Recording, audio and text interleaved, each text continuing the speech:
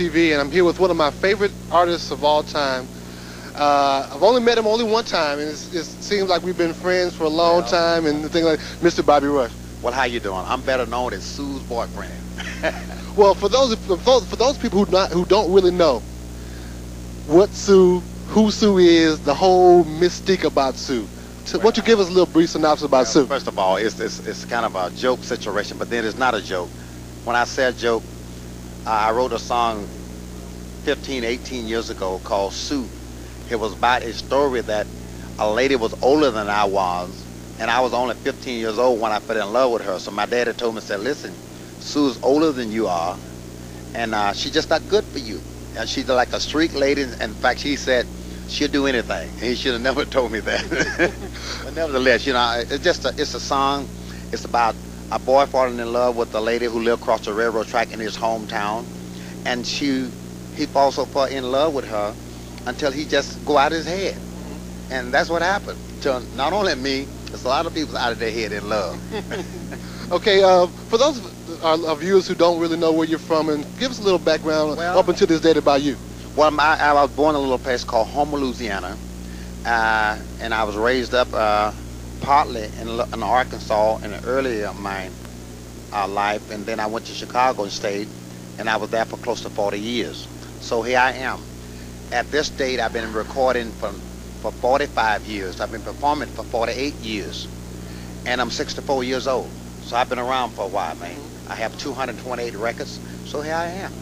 I'm celebrated, man. And everywhere you go, you draw a crowd. People, and whenever I go somewhere and they talk about Bobby Rush is coming to town, the first thing they talk about is Sue. And that's, Sue has been, I guess your staple in this. Staple. You know, I had many records before that time, Chicken Heads and Gotta Be Punkin' and things like that. And since that time, we had I Ain't Studying You, What's Good for the Goose, Good for the Gander Too, and Hen Pick and all those kind of things.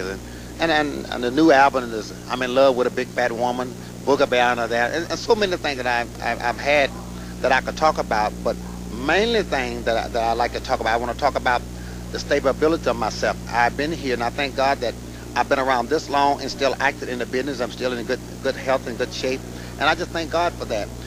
Since we're talking in January, next month is Black History Month, in which you may be talking about Black history, because I'm one of the few guys who left around who's a black man who's independent enough to recognize where I'm going and realize who I am, and I manage myself. I book myself. I pretty much do everything for myself through Christ. And it works good for me because I'm a man who stands up for what I believe in, and I try to walk in a way that I be a light to people others. When people think blues and blues singers, they think, smoky clubs. They think, sitting back, oh yeah, I want my wife back, I lost my dog died, all this stuff. But I saw a little bit of the entertainer and a blues singer with a lot of soul when I saw your show. Well, that's what I'm about. It's not just about the song that I sing, because I think when people come to see me, if they want to hear me sing, that's one thing, and they can also take their record that they bought and go home and hear me sing. But when they come to see me personally, they want to hear me sing, but overall, I think they want to see me perform. And I'm an entertainer, and God knows I thank Him for my gift.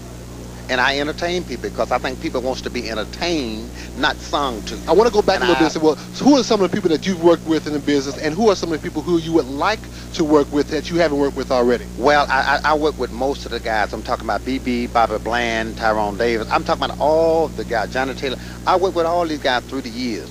But my goal now is to work with some of the younger guys who come up who have listened to me, but not knowing they listen to me. Like Hammond and all the guys who rapping, they don't know me personally, but I can guarantee they've been listening to me and BB and Jane Brown. They listen to us in music. They just don't know they listen to us because we're some of the roots, man. See, I've been here a long time. 48 years, a long time to be in this business. I'm here, and I started recording 45 years ago. Somewhere down the line, some of these guys are hearing to some of the things that I do in music, not really knowing where it's coming from. So I want to work with some of the rappers, not lyrically, but musically, and insert a lot of this in what I'm doing, because I'm one of the first rappers come out, way back. I just had my way of doing what I do. And Louis Jordan, who was in the head of me that I looked up to, and many others. And we all look up to someone because it's nothing new under the sun. Whatever been done, been did before. It's just the approach you take with it. Okay, answer this next question. I'm going to try to throw it at you, see what you can do. Now, out of the 250 songs that you've recorded, which one holds a special meaning in your heart, for whatever reason? Well, that's not hard. The one that sold the most. That means more money. Okay. No, I think the song that really claimed to my heart is between two songs, or maybe two or three. I Ain't Studying You, Chicken Heads, and Soup. It's almost equal with me because I Ain't Studying You was a song that's really true to me, because so many times I leave home and come back, my friends, I'm talking about the guy's friends, say, hey, listen, man, listen. Your old lady, while you were gone, she this. I said, hold it, before they get it out their mouth, don't tell me anything, because if they had been doing it with you, you wouldn't tell me anything. So those kind of things kind of true to me. Then when you're talking about Chicken Head, as a kid, the song went, Daddy told me on his dying bed, he said, give up your heart, but don't lose your head. You came along, girl, what did I do? I lost my heart and my head too. And that happened. Sometimes you plan to give up your heart and lose your heart and your head. And it's okay to lose one or the other, but when you lose both, you're in trouble. That's called henpeck. Okay, exactly. Let me tell you one other thing that's happened to me. Out of all the years I've been in the business, they have a thing what they call crossover. I'm beginning to cross over as a crossover act, which was Little Richard, Jackie Wilson did, and before he passed, and B.B. King doing now, Buddy Guy, and a few of the other guys. I'm beginning to cross over to work a lot of the white clubs, a lot of the white theaters and the arenas that's pretty much dominantly white owned and operated, and the clientele is 90%, sometimes 100% white. I'm beginning to cross over, but I want everybody to know that I'm not leaving my roots and my people. I'm expanding what I do. I would never work one side of the fence as I did in the past. Now, when I say I did in the past, at one time for 25 years or maybe 30 years, I worked dominantly at probably 90% of black clubs and black auditorium, what have you. But I don't want to do that anymore. I want to be a people person for everyone, and I just want people to know that I'm not leaving what I've started off doing. I just want to expand what I do and begin to work like that. I'm one of the few guys who work kind of cross the board, and I work probably 50% of my workers into the white club, 50% of them into the black club, and that's where I want it, because music don't have no color.